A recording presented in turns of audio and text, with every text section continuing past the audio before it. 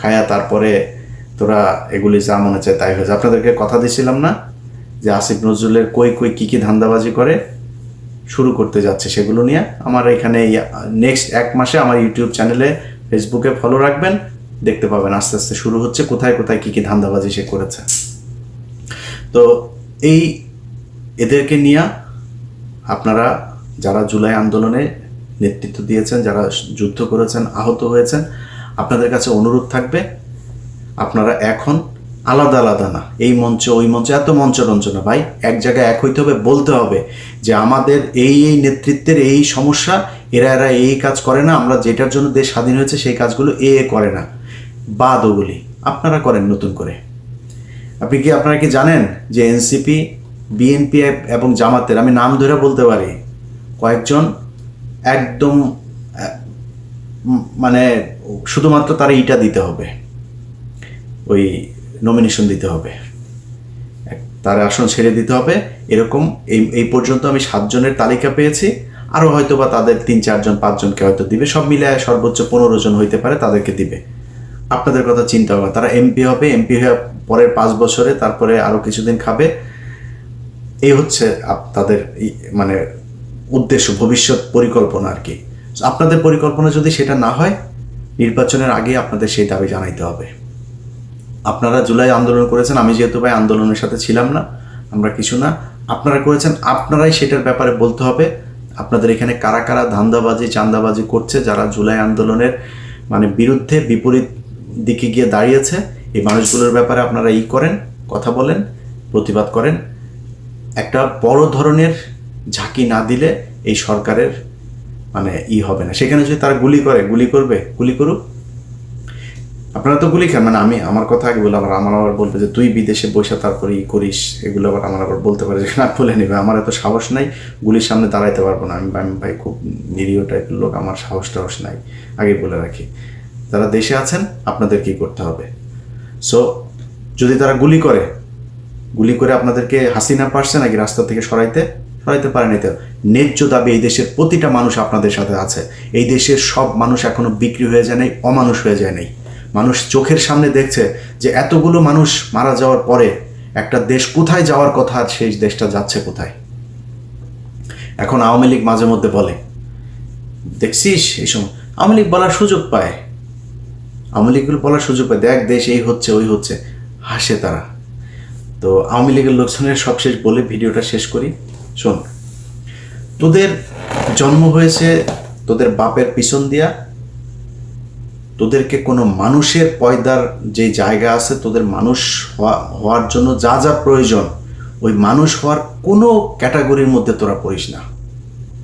তোদের এখন যদি এই দেশ যদি আরও খারাপ হয় না, তো শেখ হাসিনার মতো হইতে পারবে, মানে পৃথিবীর সবচেয়ে খারাপ দেশের মধ্যে যাওয়া শেখ হাসিনা বানাইতে পারবি না, যেই দেশে তার নিজের দেশের সেনাবাহিনীরে একটা ঘরের ভেতরে বন্দি করে রাখে, পুলিশরে বন্দি করে রাখে, আলেমরে বন্দি করে রাখে। সেই দেশ তো নাই এখন, অনেক সমস্যা আছে, ওই জায়গায় যায় নাই, যাইতে দেওয়া হবেও না। ধৈর্য ধর, এই দেশের ভেতরে সব মানুষ বিক্রি হয়ে যায় নাই, সব মানুষের দিয়া ওরা যে অপকর্ম চাঁদাবাজি যেগুলো করছে, এই ধান্দাবাজি করাইতেও পারবে না। যারা আজকে করছে তাদের বিচার এই দেশে হবে, আজকে হোক কালকে হোক। আর ডক্টর ইউনূস যদি বাংলাদেশে ওই জিয়া অরফানেজ ট্রাস্ট এইটার এই দুর্নীতির জন্য যদি নাকি রাষ্ট্রপ্রধান হিসেবে টরিক, ওর মাধ্যমে ওর সিঙ্গাপুরের ব্যবসা ট্যাবসা ওগুলি দেখায়, ওইখানে টাকা ভাগাভাগি হয়েছে, পাচার করলি, প্রতিটা উপদেষ্টা টাকা পাচার করেছে। ওরা কয় আমাদের সেফ এক্সিট লাগবে না, সেফ এক্সিট, তোরা সেফ এক্সিট কই নিয়ে দিবে? তুই কই যাবি? ডিম একজনের মাথার উপরে তো গেছে, দেখছিস না? ডিম পিছন দিয়া নিচে দিয়া ঢুকানো হবে। কই যাবি তোরা? কই আসবি? পৃথিবীর কোন দেশে যাবি? বিএনপি পেটাবে, আওয়ামী লীগ পেটাবে, শিবির পেটাবে, এই জুলাই আন্দোলনের এরা পেটাবে, সাধারণ মানুষ পেটাবে, জেনে যাবেন ডিম ঢুকানো হবে ওইখানে। সেফ এক্সিট মারাইতে আর শেষ। তোরা মনে করছিস টাকা পয়সা মাইরে এমনি খাবি, খায়া তারপরে তোরা এগুলি যা মনে চায় তাই হয়েছে। আপনাদেরকে কথা দিয়েছিলাম না যে আসিফ নজরুলের কই কই কী কী ধান্দাবাজি করে শুরু করতে যাচ্ছে সেগুলো নিয়ে। আমার এখানে নেক্সট 1 মাসে আমার ইউটিউব চ্যানেলে, ফেসবুকে ফলো রাখবেন, দেখতে পাবেন আস্তে আস্তে শুরু হচ্ছে কোথায় কোথায় কী কী ধান্দাবাজি সে করেছে। তো এদেরকে নিয়ে আপনারা যারা জুলাই আন্দোলনে নেতৃত্ব দিয়েছেন, যারা যুদ্ধ করেছেন, আহত হয়েছেন, আপনাদের কাছে অনুরোধ থাকবে আপনারা এখন আলাদা আলাদা না, এই মঞ্চ ওই মঞ্চ এত মঞ্চরঞ্চ না ভাই, এক জায়গায় এক হইতে হবে, বলতে হবে যে আমাদের এই নেতৃত্বের এই সমস্যা, এরা এই কাজ করে না, আমরা যেটার জন্য দেশ স্বাধীন হয়েছে সেই কাজগুলো করে না, বাদ ওগুলি আপনারা করেন নতুন করে। আপনারা কি জানেন যে এনসিপি, বিএনপি এবং জামাতের, আমি নাম ধরে বলতে পারি, কয়েকজন একদম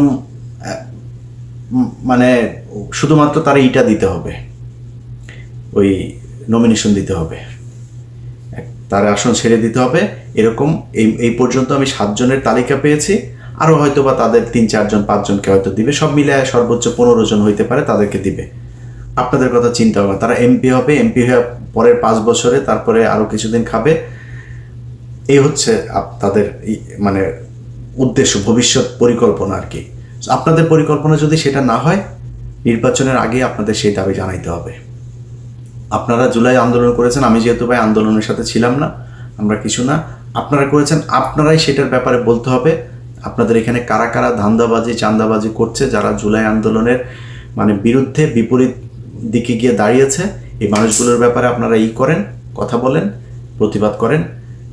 একটা বড় ধরনের ঝাঁকি না দিলে এই সরকারের মানে হবে না। সেখানে যদি তারা গুলি করবে, গুলি করুক, আপনারা তো গুলি খান, মানে আমি আমার কথা আগে বলে আমার আবার বলবে যে তুই বিদেশে বসে তারপরে করিস, এগুলো আবার আমার আবার বলতে পারে যে না বলে নেবে, আমার এত সাহস নাই, গুলির সামনে দাঁড়াইতে পারবো না, আমি ভাই খুব নিরীহ টাইপের লোক, আমার সাহস নাই, আগে বলে রাখি। যারা দেশে আছেন আপনাদের কি করতে হবে, সো যদি তারা গুলি করে আপনাদেরকে হাসিনা পারছে নাকি রাস্তা থেকে সরাইতে পারেনি, তো ন্যায্য দাবি এই দেশের প্রতিটা মানুষ আপনাদের সাথে আছে। এই দেশের সব মানুষ এখনো বিক্রি হয়ে যায় নাই, অমানুষ হয়ে যায় নাই। মানুষ চোখের সামনে দেখছে যে এতগুলো মানুষ মারা যাওয়ার পরে একটা দেশ কোথায় যাওয়ার কথা, আর সেই দেশটা যাচ্ছে কোথায়। এখন আওয়ামী লীগ মাঝে মধ্যে বলে, দেখছিস এই সময় আওয়ামী লীগ বলার সুযোগ পায়, দেখ দেশ এই হচ্ছে ওই হচ্ছে, হাসে তারা। তো আওয়ামী লীগের লোকজনের সবশেষ বলে ভিডিওটা শেষ করি। শোন, তোদের জন্ম হয়েছে তোদের বাপের পিছন দিয়া, তোদেরকে কোনো মানুষের পয়দার যে জায়গা আছে, তোদের মানুষ হওয়ার জন্য যা যা প্রয়োজন, ওই মানুষ হওয়ার কোনো ক্যাটাগরির মধ্যে তোরা পড়িস না। তোদের এখন যদি এই দেশ যদি আরও খারাপ হয় না, তো শেখ হাসিনার মতো হইতে পারবে, মানে পৃথিবীর সবচেয়ে খারাপ দেশের মধ্যে যাও শেখ হাসিনা বানাইতে পারবি না, যেই দেশে তার নিজের দেশের সেনাবাহিনীরে একটা ঘরের ভেতরে বন্দি করে রাখে, পুলিশরে বন্দি করে রাখে, আলেমরে বন্দি করে রাখে। সেই দেশ তো নাই এখন, অনেক সমস্যা আছে, ওই জায়গায় যায় নাই, যাইতে দেওয়া হবেও না। ধৈর্য ধর, এই দেশের ভেতরে সব মানুষ বিক্রি হয়ে যায় নাই, সব মানুষের দিয়া ওরা যে অপকর্ম চাঁদাবাজি যেগুলো করছে, এই ধান্দাবাজি করাইতেও পারবে না। যারা আজকে করছে তাদের বিচার এই দেশে হবে, আজকে হোক কালকে হোক। আর ডক্টর ইউনূস যদি বাংলাদেশে ওই জিয়া অরফানেজ ট্রাস্ট এইটার এই দুর্নীতির জন্য যদি নাকি রাষ্ট্রপ্রধান হিসেবে খালেদা জিয়ার বিচার হয়, তোমার বিচারও হবে। তুমি সব চোর বাটপার নিয়ে এনজিওগ্রাম, তোমার পারিবারিক আত্মীয় স্বজন, শ্বশুরবাড়ির লোকজন নিয়ে তারপরে তুমি সরকার চালাবা, আর তোমার উপরে কোনো দায় আসবে না, এগুলো নিয়েও এই দেশে বিচার হইতে পারে। ওই দিনের কথা ভুলে যেও না। এই দেশে বহু ঘটনা ঘটেছে, বহুদিন পরে বিচার হয়েছে। শেখ হাসিনা 15 বছর মনে করেছিল কিছুই হবে না, এখন সেনাবাহিনীর মেজর জেনারেল পলায় যায় রাতের বেলা ওই পেঁয়াজের ওই ফেরত ট্রাকের মধ্যে করে, তারপরে এই চড়ে। তোমার বিচারও হইতে পারে এই দেশে। ধৈর্য ধরো, এই দেশের মানুষ সব সময় সঠিক সিদ্ধান্ত নিয়েছে, সব সময় এই দেশের সাধারণ মানুষ। অনেকে বলে থাকে এই দেশের মানুষ, ভাই আমি মনে করি না এই দেশের মানুষ খারাপ। মানুষ মাত্রই অপরাধ প্রবণ। তাদের মানে আমি মুসলমান হিসাবে মানে আদম আলাইহিস সালাম ভুল করেছে, সে তাকে দুনিয়ায় পাঠানো হয়েছে তার অপরাধের শাস্তি হিসাবে। আমরা তো মানুষ, আমরা মানুষ অপরাধ প্রবণ। আমাদেরকে আইন দিয়ে, সুশাসন দিয়ে আমাদেরকে আটকায় রাখতে হবে, আমাদেরকে সঠিক পথে আনতে হবে। তুমি নিজে বাপ সব কটা চোর নিয়ে বসে আছো, সে দেশের মানুষ ঠিক হবে কেমনে? মানুষ এখন মানুষের ভিতরে হাই হতাশ, কে কোত্থেকে খাবে, কারটা খাবে, কি খাবে, কত টাকা, মানে কারোর মধ্যে শান্তি নেই। প্রতিটা সরকারি প্রতিষ্ঠানের মধ্যে কে কখন কারে চাকরি যায়, কি হয়, সবাই ধান্দাবাজ, যত তাড়াতাড়ি পারে টাকা পয়সা আর যা পায় সব করে। সবার মাথায় আছে যে দেশ থেকে চলে যেতে হবে, বাইরে গিয়ে তারপরে কয়েক বছর থাকতে হবে। কয়েক বছর থাকতে হবে সেটাও হয়তো জানে না, বাট অনেক বছর থাকতে হবে, যেহেতু শত কোটি হাজার কোটি কোনো টাকায় তার মানে সন্তুষ্টি হচ্ছে না যে কত হইলে তারপরে বিদেশে গিয়ে অনেক বছর থাকা যাবে। হতে পারে সারা জীবনও থাকতে হইতে পারে। আপনি যদি এখন আমরা জিজ্ঞেস করেন যে ভাই শেখ হাসিনা আসতেই পারে, না আসার জন্য কি করেছেন আপনি? ইদানিং মানুষ কেউ ফোন টোন করে কিছু বললে টলে ভাই হইতেই পারে, সমস্যা কি? এ ধরেন সব শেষ ঘটনার ভেতরেই এদিন যেদিন কু করার কথা বলা হচ্ছিল, পিনাকিতে আমার ফোন করলো, ইলিয়াস এই ব্যাপার। আমি বলছি দাদা হইলে আপনার সমস্যা কি? কু হইলে আপনার কোনো সমস্যা আছে? আপনারা কেউ এখন এই সরকারের ভেতরে কেউ আপনার সাজেশন নেয়, আপনার কথা শুনে না কিছু শুনে? আপনার কু হইলে সমস্যা, কু হয়ে সেনাবাহিনীর আরেকটা পক্ষ আসবে, সমস্যা নাই তো আমাদের। আমরা এখন মানে একটা কি বলবো যে প্রতিটা মানুষ যেরকম বাংলাদেশে যার যে ভালো মানুষ তার ভেতরে হতাশা, খারাপ মানুষের ভেতরে হতাশা, সবার ভেতরে একটা হতাশা অনিশ্চয়তা কাজ করে, আমার ভেতরে সেটা কাজ করছে। দেশটা এরকম হওয়ার কথা ছিল না। যাই হোক, ভিডিওটিও বানাইতে ভাই ভাল লাগে না। আর তারপরও বললাম যেগুলি যদি মনে চায় সঠিক কি করা দরকার, এই দেশে অনেক মানুষ আছে, নেতৃত্ব দেওয়ার মানুষও আছে, আন্দোলন করার মানুষও আছে, বন্দুকের সামনে দাঁড়ানোর মানুষও আছে। আপনাদেরকে ঠিক করতে হবে কি হবে। আমার পক্ষ থেকে, আমার জায়গা থেকে যদি কোনো সমর্থন, কোনো কিছু প্রয়োজন হয় জানায়েন, জীবন দিয়ে দিব এই দেশের জন্য। কিছু কিছু মানুষ আবার আছে, এগুলি বললে আবার ওনারা আবার বিএনপির ভাইদের ভেতরে অনেকে আছেন, বলে থাকেন যে তুই এত দেশপ্রেমিক, দেশে যাস না কেন? যে বললাম চান্দাবাজ, সারাদিন চান্দাবাজি করে। আমরা দেশে গিয়েছি, তোরা দেশে যাস নি, তুই চান্দা আনতে দেশে গেছিস। আমার তো চান্দা আনতে দেশে যাবো না, তো আমি দেশে যাওয়ার দরকার, আমার যেটা করার দরকার, দেশে যেটা করতে চেয়েছি সেটা এখনো করতে পারি নাই, এই জন্য দেশে যাইনি। সো বিএনপির ভাইরাও আবার কেউ কেউ মানে ধরেন একজনের নিয়ে আপনি কথা বলবেন, কারণ আমার তো আর আপনি বলতে পারেন না যে তুই চান্দা নিছিস ওখান থেকে, তুই এটা তো বলতে পারেন না। আমার কি বলে, তুই দেশে আসিস না কেন? তুই এত দেশপ্রেমিক, দেশে আসিস না কেন? বিএনপির ভাইরা আপনাদের অনেকেও এখনো দেশে যায়নি, একটু হিসাব করে কথাবার্তা বলেন। 2 দিনের মধ্যে এত চোখে পোল্টে নিয়ে আপনার যেসব নেতা টেতারা আছে না, তারা কিন্তু খুব ভালো আছে। তারা এরই মধ্যে বহুত টাকা খামিয়েছে ভাই। এই ছাগলের 3 নাম্বার বাচ্চার মতো পিছনে পিছনে ঘুরবেন, আপনার এই কয়দিন পরে মার খাবেন, পেটুনি খাবেন, যদি নাকি দেশের কোনো উল্টাপাল্টা কিছু হয়, আল্লাহ না করুক। এত কিছু হয়ে যায় নাই রাতারাতি। আমরা গত 15 বছর পরীক্ষা দিয়ে আসছি। আজকে ইলিয়াস 21 টিভিতে এতদিনে অনেক উপরের পদে থাকতে পারত, তো ইলিয়াস ইটিভি থেকে বের হয়েছে কেন? বাংলাদেশ থেকে বের হতে হয়েছে কেন? যেদিন আপনাদের বিএনপির লোকজন 5 জানুয়ারি কথা বলতে পারে না, ইলিয়াস সেদিন আপনাদের পক্ষে দাঁড়িয়েছিল, এই জন্য ইলিয়াসকে দেশ থেকে চলে আসতে হয়েছে। এত বালের মোহ নাই যে আমেরিকা ইউরোপে যায় তারপর থাকতে হবে। ইলিয়াস সারা জীবন থাকবেও না, এটা আজকে বলে রাখলাম। আমার এই ভিডিওটুকু কাটে রাখেন যে ইলিয়াস ইউরোপ আমেরিকার দেশে সারা জীবন থাকার জন্য বসা নাই, এটা মনে রাখেন। সো আমাদেরকে যখন বলেন যে দেশে আয় এগুলো কথাবার্তা বলার সময় একটু হুশ করে কথা বলবেন। আমরা পরীক্ষা দিয়ে আসছি, বহুত বড় পরীক্ষা দিয়ে আসছি। আমাদের পরিবারের উপর দিয়ে অনেক ঝড় গিয়েছে। একবার পুলিশ গেলে, এখন তো দেশে গুম হয় না, খুন হয় না। এখন যদি কারো বাড়িতে পুলিশ যায় কেমন লাগে একটু নিজেরা জিজ্ঞেস করেন। আমাদের বাড়িতে পুলিশ রুটিন করে যায়, তো ডিজিএফআই, এনএসআই, সিটিএসবি, সিআইডি, এমন কোনো সংস্থা নাই যে সংস্থা থেকে যায় নেই। আমার ভাইদের অফিসে যাইতো, বোন জামাইয়ের চাকরি খেয়ে দিয়েছে, এগুলো তারপরে সাফার করে এসছি। আমাদেরকে নতুন করে শিখাইতে আসেন। আর সাহস কারে বলে? সাহস ওই 5 জনের নির্বাচন দেখেন, ইলিয়াসের ওই ইটিভির ইয়েতে যায়েন, আর্কাইভে যায়েন। আপনারা তো এখন ইউটিউব দেখেন, ইউটিউবের যুগের আগের সাংবাদিক আমরা ছিলাম। ওই আমি কি সাংবাদিকতা করতাম 21-এর চোখের আগেও বহুত আর্কাইভে আছে, ওগুলি দেখে আসেন। ইলিয়াসকে কথা বলার সময় হিসাব করে বলেন। এখানে বহু বিএনপির ভাইদেরকে দেখেছে, আওয়ামী লীগের লোকজন এসে ব্যানার ট্যানার কায়রা ধাক্কায় টাকায় সরাই দিছে। আমরা ভাই বুক ফুলায় এখানে চলছি, কোনোদিন চুপ হয়ে যায়নি। 1টা 2টা না, বহু কিছু করে ফেস করে থাকতে হয়েছে। এখানে জঙ্গি বানিয়েছে, অনেক কিছু বানিয়েছে, এগুলো নিয়েই তারপরেও দেশের কথা বলেছে। অতএব পরীক্ষা নিতে আসেন না, পরীক্ষায় বহু আগে পাশ করে আসছে, ওই পরীক্ষাও নতুন করে নিতে গেলে হবে না। নিজেরা ঠিক হন, দেশটারে ঠিক হইতে দেন। ভাই খাইতে পারবেন, কয়দিন পরে খায়েন, কোনো সমস্যা নাই। আওয়ামী লীগ মুক্ত, ইন্ডিয়া মুক্ত করেন। আপনাদের সমস্যা আওয়ামী লীগ ছিল না, আপনাদের সমস্যা ছিল ইন্ডিয়া।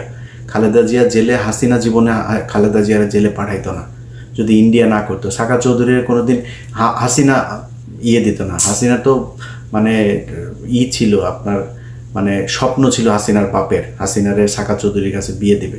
খারাপ সম্পর্ক ছিল না তাদের সাথে।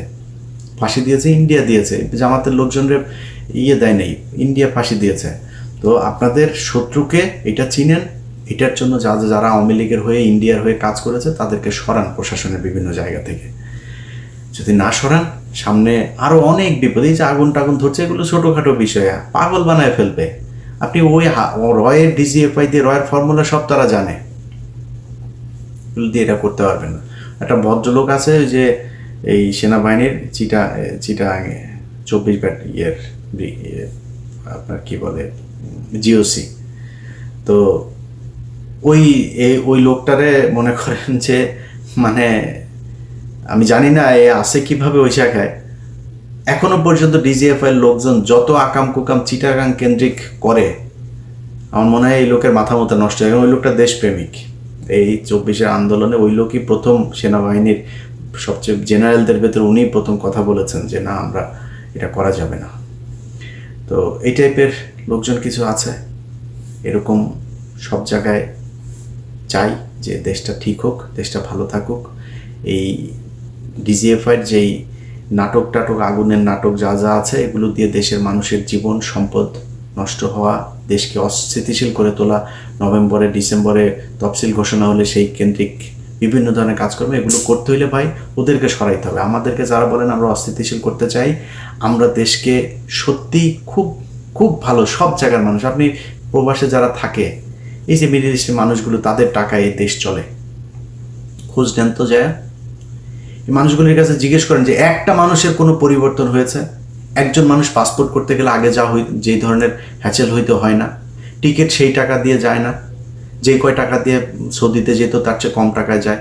মালয়েশিয়ার সেই সিন্ডিকেট কিছু হয়েছে কিনা, সেই সিন্ডিকেটের সব কটাকে আসিফ নজরুল করে দিয়েছে, আবার নতুন সিন্ডিকেট, সে আগের মতো, সে একই টাকা খরচ হচ্ছে। কার কি উপকার হয়েছে? এই পুরো দেশের কোন জায়গায়, আমাকে একটা জায়গায় দেখান যে এই জায়গাটাতে কারোর পরিবর্তন হয়েছে? কিচ্ছু হয়নি, যা যেমন ছিল তেমনই চলছে। এইভাবেই দেশ কোনোদিনও আমরা যেটা চাই সেটা হবে না। অতএব যারা মনে করেন অস্থিতিশীল, আপনারা যারা কিনা এই